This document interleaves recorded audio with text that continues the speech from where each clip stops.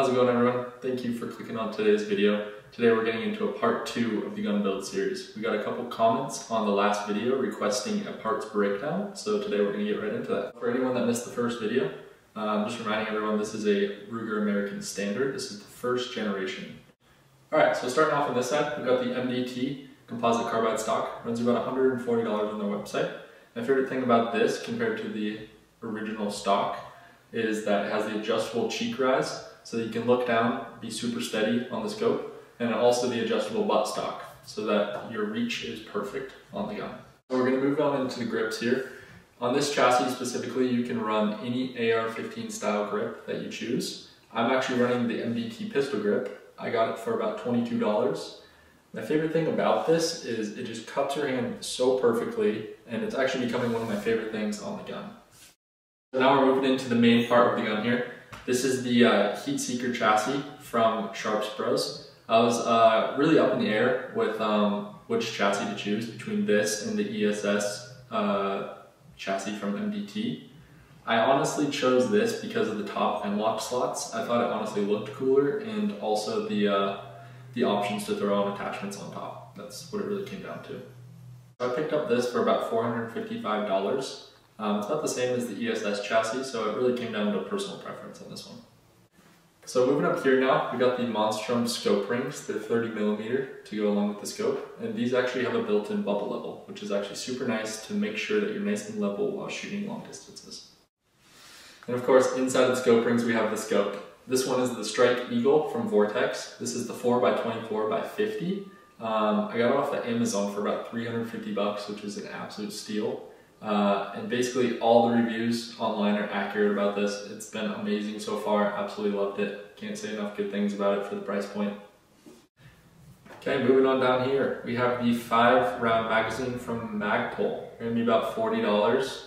You know, it's just a pretty stock plastic magazine. Does the job. Okay, moving on lastly to the bipod here. We got the Caldwell bipod. Picked it up at about $50 from Sportsman's. It's got adjustability here and here just to pop the level up, and also it has a swivel which allows the gun to just tilt, which is pretty cool. My least favorite thing about this, however, is that while shooting often, this tends to pop out. So if I were to upgrade anything on this current build, it'd probably be that. Alright, one thing I'd like to mention in this overall build, if you're wanting to do something similar, I would definitely recommend getting just a Ruger American without the Vortex Scope that comes with it. It'll save you about $150, and ultimately you're going to want to upgrade that scope anyways. So I think it's just best to save that $150 and put it into something else. Something else that I'd like to mention is if you're wanting to hunt this gun, it's going to be a little bit heavier than your normal hunting rifle, which is something I should have expected but honestly didn't. There's obviously things that you can do, like put a smaller scope on, take off the bipod. That'll make things a little lighter. But just wanted to put that out there for anyone that's wanting to hunt with it. Just keep that in mind. That's just gonna be a little bit heavier. So some of my favorite things about this, it fits absolutely perfectly since I have the adjustability here and here. As the original Ruger stock, it was kind of a little small, a little funky, just lined you up a little weird. So that, awesome. I also love the looks of this. It looks so much better than the original. Definitely worth it in my opinion to upgrade to everything. I'm going to move on to a couple things that I want to do in the future here. I want to get the barrel threaded and add a suppressor. I think that would be pretty sweet to have. Also, I want to add a different bipod. Something that has a little bit more adjustability, something that's not so finicky. So that's something I'm wanting to look for in the future. So moving in lastly here to the trigger. This is something I'd like to upgrade in the future just because it's got a little bit of creep to it, which I've tried to adjust out, but I mean, you can expect this with about a $500 rifle. So the overall cost breakdown for this gun.